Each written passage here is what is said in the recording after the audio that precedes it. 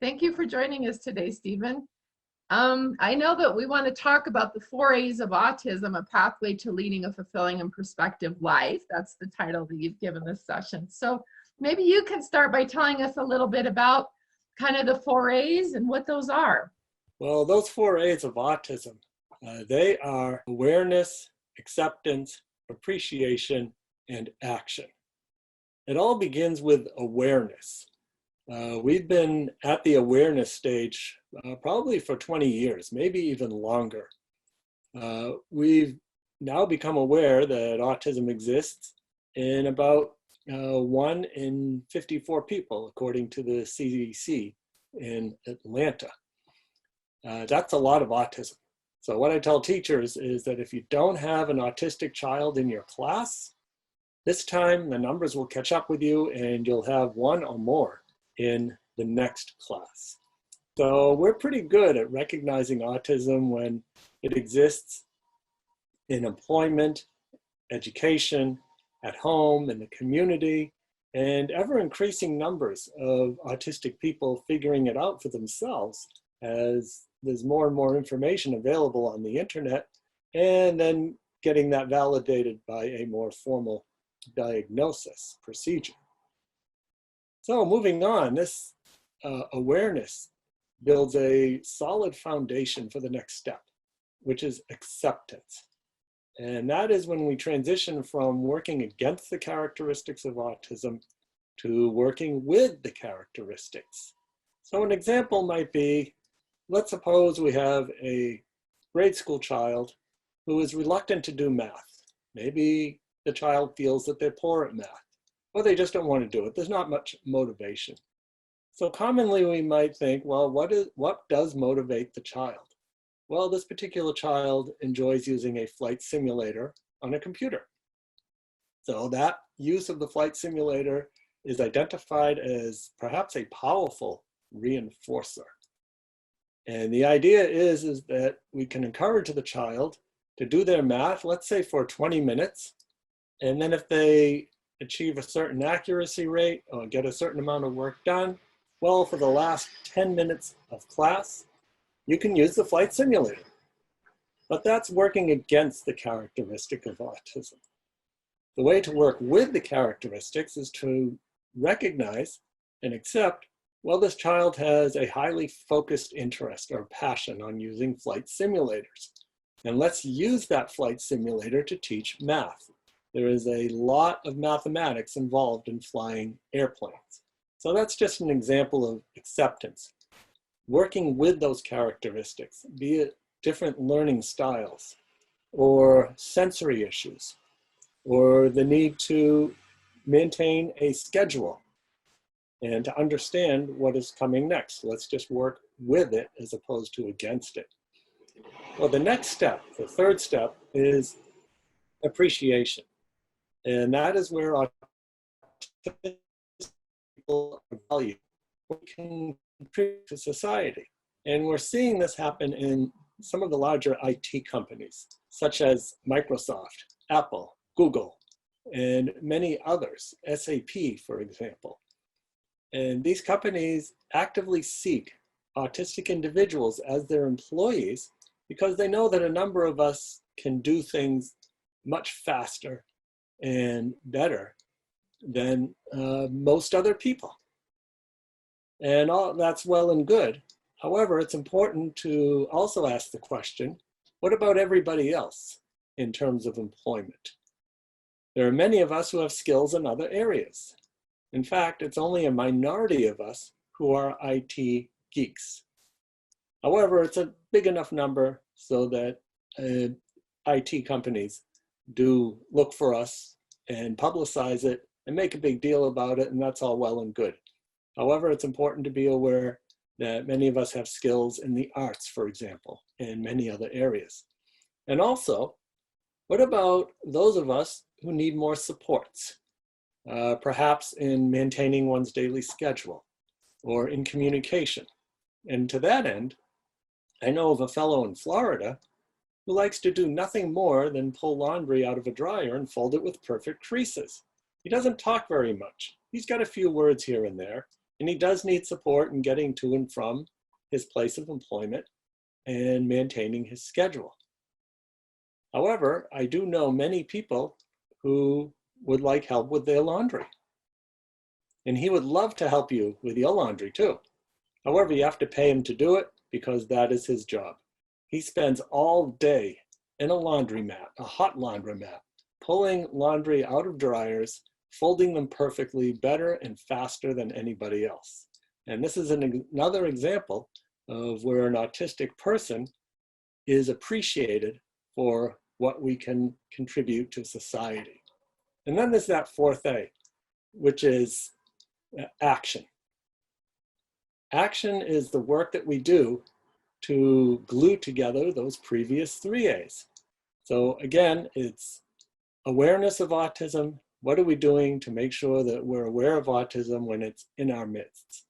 Then there's acceptance. What are we doing to work with as opposed to working against the characteristics of autism? And then there's appreciation, where we find places, areas, places of employment where we can be appreciated for what we can contribute to society. And that fourth A, action. And action is the glue that keeps all of the A's together. Shared with us the 4 A's of autism and gave us some nice examples of that. And what do you think, what are the things that we can do best to support those 4 A's, do you think? The best thing we can do is to recognize the incredible diversity that we find within the autism spectrum. And in fact, the diversity within the spectrum might even be greater than the diversity outside of the spectrum. And when I talk about diversity, I'm talking about all different aspects of autism. And thinking about it in a multi-dimensional fashion. Often we think about the autism spectrum, which tends to be portrayed by a two-dimensional drawing, and sometimes with different colors, and all that's really good. However, it's more tempting to think of autism perhaps as some sort of sphere, 3 dimensions. And I think even a sphere doesn't quite cover it, so it's something that we need in like the 4th or 5th dimension, which we don't quite have here. I think that's true. I think my understanding, and of course you know a lot more about autism than I do, but is that is true, that there's a lot more diversity across the autism spectrum than there is possibly within the neurotypical population, and the extremes are deeper and wider, I think. Yeah, that's a characteristic of autism that often goes ignored. And that characteristic is the widely varying skill set. And what that translates to, in layman's terms, is that the things we're good at, we're incredibly good at. The things that we need support in, yeah, well, we need support. Right. And when doing assessments, conducting assessments, for example, say the IQ test, which is probably the most well-known test in the world. The number that pops out at the end, there's often questions about reliability and validity to that number. And I've seen it go in both directions, where you'd have someone with, say, a verbal IQ of over 200, but at the same time with such sensory challenges and challenges in social interaction that the person will never find employment the way we think about finding and keeping a job. So does it make sense to refer to this as functioning? And then if there's high functioning, well, what about the term low functioning? I know many people who have measured IQs that are either room temperature or a freezing temperature, but somehow once they're given a reliable means of communication, which is usually through an assistive and augmentative communication device, then we find they're just as smart as we are and possibly even smarter. So the terminology of high and low functioning, those grossly overstate the situation. And perhaps it's better to think about autism in terms of needs for support. I think that's a great point. And, you know, one of the things that if you look at Canner and Asperger, I'm sure you have both of their case studies really had that quality of giftedness within their case studies. And we thought just Asperger's did, because nobody really kind of put Canner back in the mix, that his was the low functioning and Asperger was the high functioning. But when you compare the case studies, they're not that different. And what you see even in Canner's work is this, you know, precocious family, and kind of this idea that these kids come from kind of high intelligence, quote, stock, and this idea that the functioning is preventing them from demonstrating on IQ tests is something that I know real well, because I do that in my job, testing. And so we just have to look at the strengths and the weaknesses and almost throw out the IQ score very often, because it's not a good measure. Yeah. Well, what I find is that the more capable people who do these assessments will note the score, but then usually discount it pretty quickly and get into the subtests. And the subtests where things are much more interesting, and where you'll see 95th and 99th percentiles, and with the same person you'll see 10 and 5th percentiles, and often not that much in the middle either. So I would agree. Skill set. Yep, I would absolutely agree with that. It's that peaks and valleys and that really wide spread. And even within standard scores, I've seen, you know, 60, 70 points of standard score spread on a single individual. And that's not that uncommon in our autism spectrum. So I think it's really important to note that. So kind of switching gears a little bit, how do you feel like your 4As, the things you've talked about so far, relate to kind of COVID and what's happening in the world today? Well, there's certainly a lot of uncertainty, and autistic or otherwise, uncertainty is difficult for people. For those of us who are on the autism spectrum, it's to a much greater degree, because our world tends to be unpredictable as it is. So any loss of predictability. So what that brings to mind is what I call the big three when it comes to dealing with the COVID-19 pandemic. And the first of that big three is maintaining one's schedule. And so within that, we keep the routines that we can the same, and others do have to be modified. And then the question is, how do we modify those routines? And so, for example, let's take someone who is a school-age person. And the routine is you get up in the morning, you do all those morning things, washing up, eating, so on, waiting for the bus to pick you up to school, or to walk to the bus, or however you get to school. And then you're in school. And there's a whole bunch of routines that go on in school, and then you come home. Well, now, just about everybody is being taught at home. And when the school season starts, and for some people it already has started, maybe they'll still be at home, or maybe there'll be some sort of hybrid situation where some of the days of the week they're at home and other days they are in school. So taking the time that we need to be at home, we could think of someone perhaps who has some challenges with communication and uses a visual schedule, or maybe a picture word schedule. And they've got their schedule on the wall, and they know exactly what needs to be done. Get up in the morning, brush their teeth, have breakfast, and say wait in the dining room and watch TV until it's time to go to school. All that remains the same. However, the picture in the word that says school bus, well, that has to be substituted now, perhaps with a picture of a desk or location of the house where schooling takes place. And that's where the change is, but you still go to that place at the same time every day. Often school starts with some sort of opening circle attendance type of activity. And one common thing that schools may do is you'll have children sit in a semicircle facing the wall. Each student is recognized, so we call Marlo. Is Marlo here? Marlo says she's here.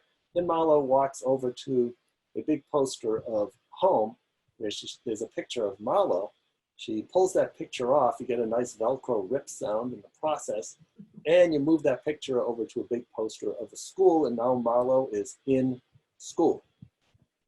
And then you've got all the other routines that go on, classes, snack, lunch, and so on.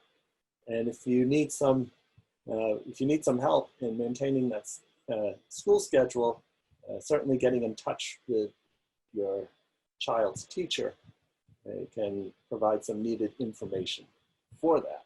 So that's keeping the schedule as much the same as possible, making modifications as needed. Depending upon how the family is set up and their schedule, maybe the entire family could sort of check in the morning for that opening circle. And dad is at home and now he's going to go to where he needs to work. And maybe he does go to work, or maybe he works from the den where his computer is, same for other family members. So that's the scheduling. And with that comes number 2 is communication. Communicating in the best way the person interacts.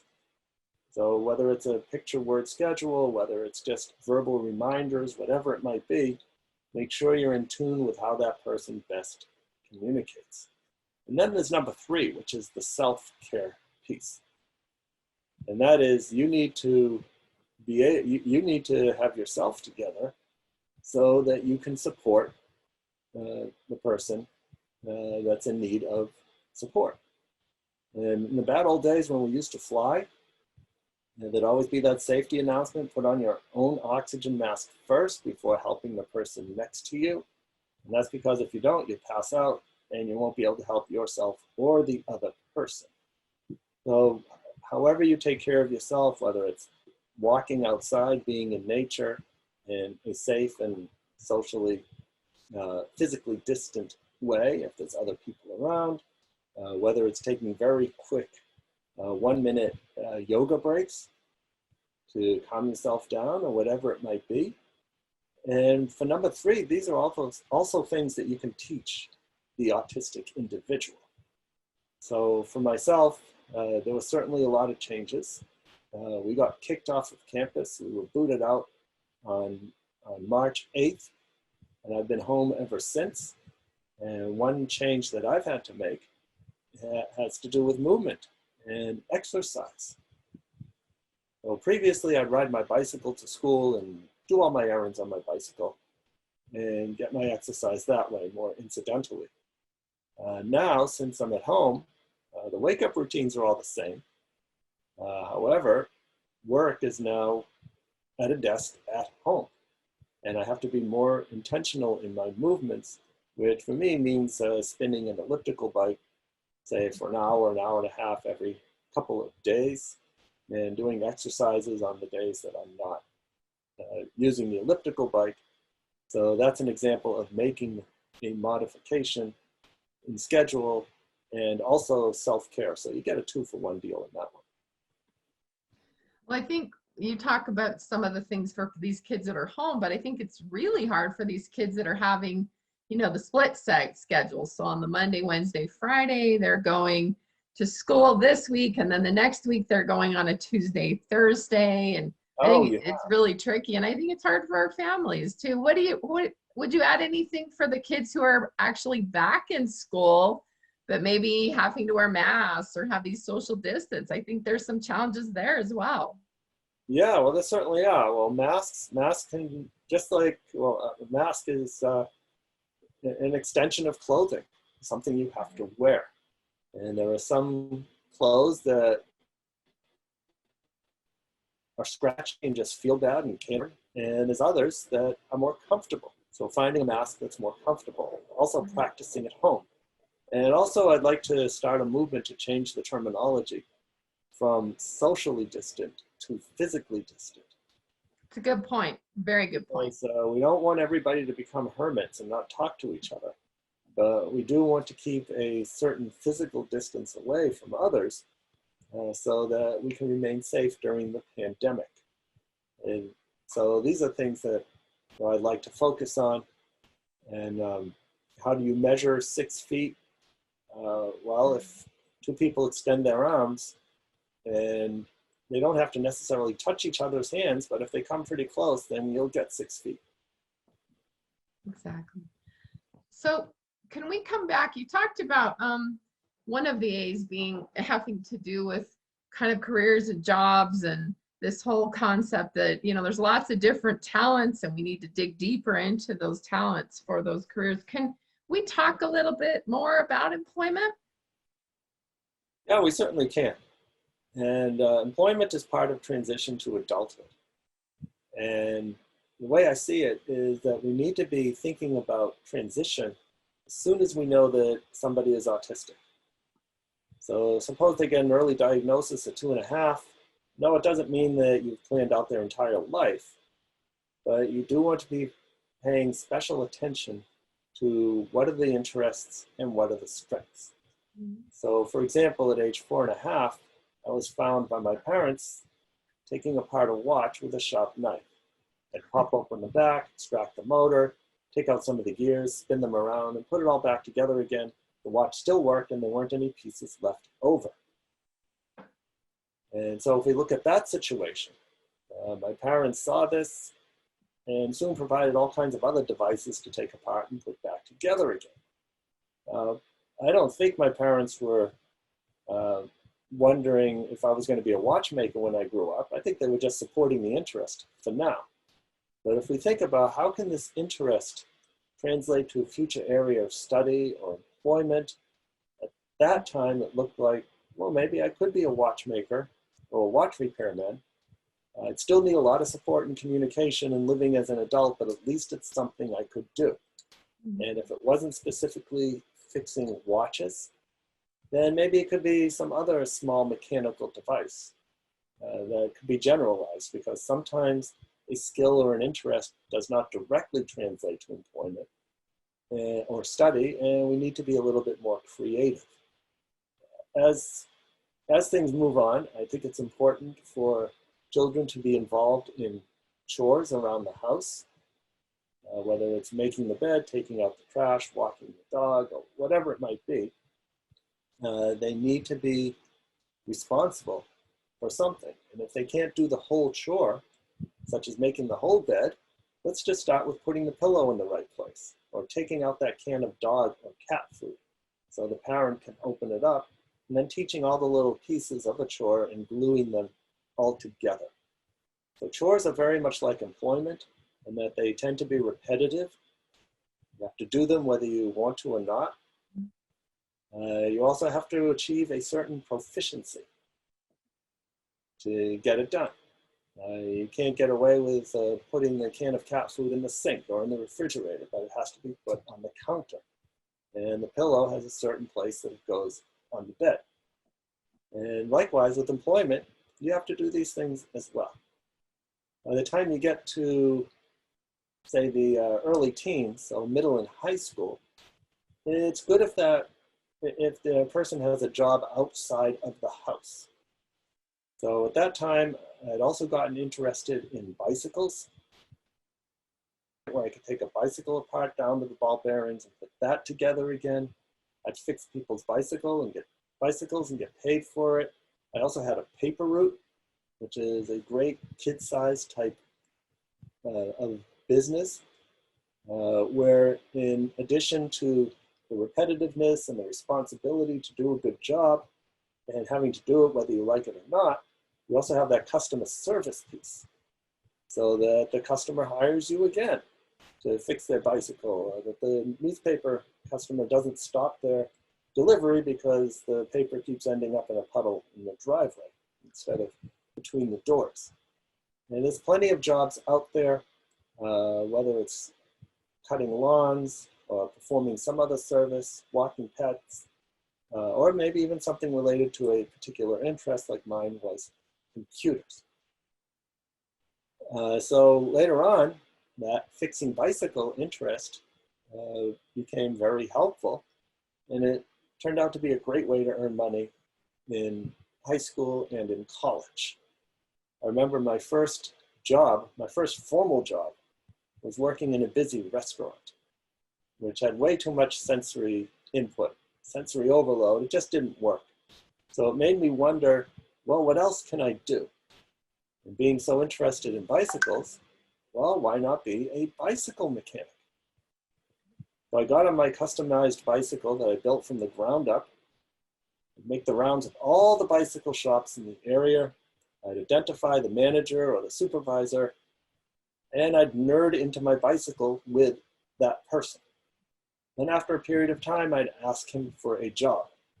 It took about 12 times, but I eventually did get a job fixing bicycles. I used what is known as the portfolio method, getting my work out in front of the person who has the ability to hire. And while I didn't realize at that time what I was doing, really what I did is I short-circuited the whole interview process, which is one of the most social things a person can do.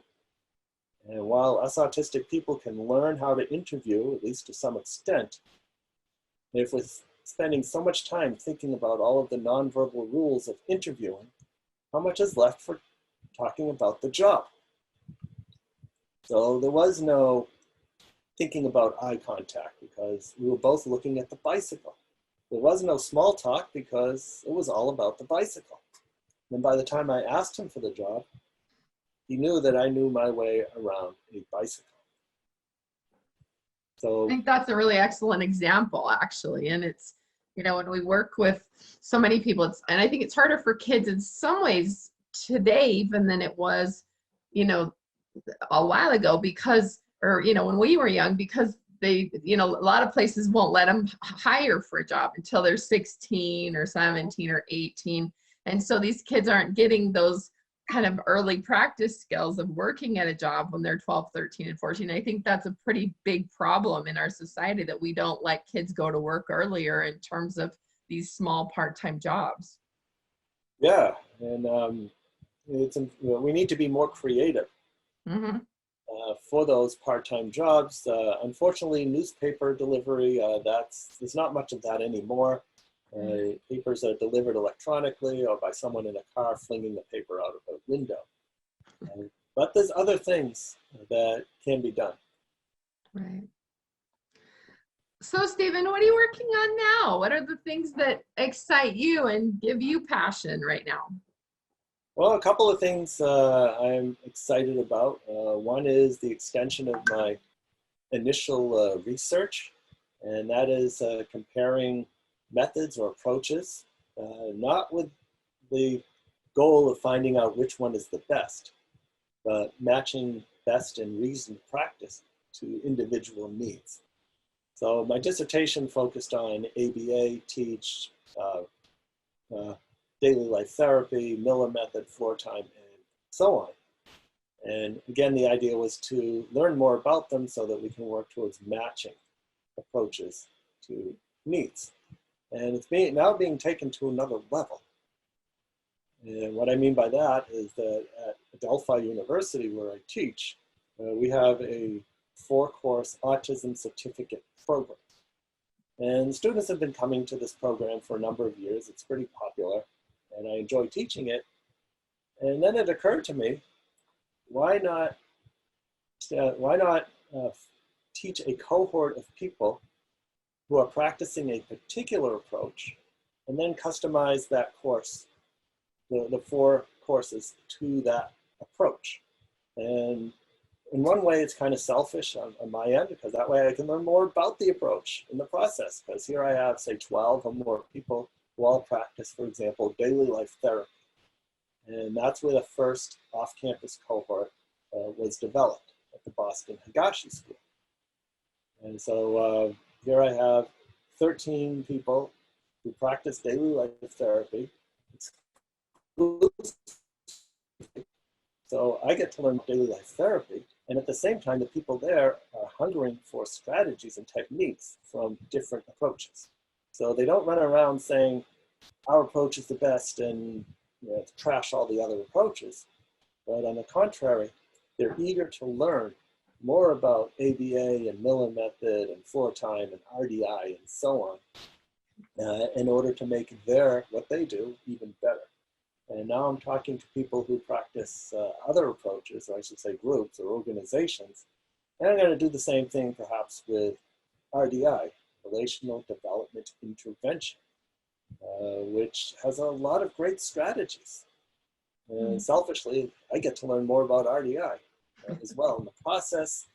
I've been working closely with Ethan Miller of the Miller Method, and we've been talking for a long time, rousting up enough students who want to focus on Miller Method to do the same thing. And we're also bringing this to other countries. So that's one area of research that I'm having a good time with. Second area of research involves engaging autistic people in research. And in particular, about access to medical care. So there I was at the INSAR conference, International Society for Autism Research, and I just presented on a panel about autistic strengths. And after that panel, I was accosted by this OT. And it's always an OT that does these things. By an OT who was interested in learning more about the most challenging medical issues facing autistic people. And so we thought, well, we could probably study this, do some surveys, write up a paper, and get it published, and all is well and good. However, wouldn't it be much better if we engage the autistic community to do the research in all aspects of the research? So we developed a proposal that we sent to the Patient Care Outcome Research Institute, PCORI, for an engagement award. And what we ended up doing was getting funded $250,000 for a 2-year study on the subject. So we put together a community council of mostly autistic people to guide us. We created a project team where fully half of the team is on the autism spectrum. I should say was, because the research is over. However, we're still on those of us who are on the autism spectrum are still on the autism spectrum. And we ended up being serving more in a facilitative role, where the community council decided, what are we going to ask? How are we going to ask it? How are we going to do our research, do the analysis, and then finally the dissemination. So we had a couple of conferences, we sent out surveys, we had focus groups, and what bubbled to the top was access to mental health. That's most on the minds of the autistic people we talked to. And what we found really interesting is that result was validated by the research group Autistica that is in the UK. It was doing similar research and came out with pretty much the same answer. And the two of us didn't know that the other was doing this type of research. The second aspect, the engagement piece, focused on properly recognizing and compensating autistic people for engagement in research. So going far beyond being an advisory member and occasionally being asked questions, certainly beyond being studied, but really looked into what do we do to promote authentic autistic involvement in research. We published a guide which is freely available on the PCORI website, and I'm certainly happy to mail a copy to anybody who wants it. So those are the two areas of research that I'm most excited about at this time. Well, when we were talking earlier, you kind of had this statement to me that was something about, well, what would you do for research if you had $1 million? So for our last question, Stephen, I'm going to ask you, if you had $1 million and unlimited time, what would you do for research? Well, I think the area to focus on, which is also reflected by our research, because we asked this question too, and that is social well-being.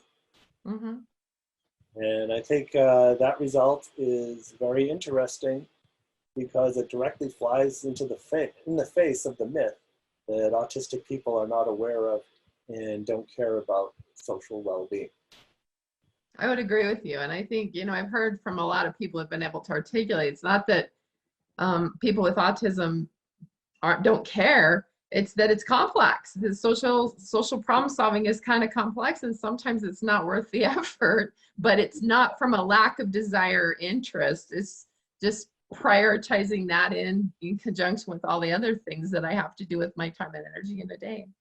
Yeah, exactly. I've seen of all the autistic people I know, most of us do want to socially interact, Mhm. but that gets beaten out of us due to so many bad experiences attempting to socially interact Right, in school and all the right. bullying that goes on.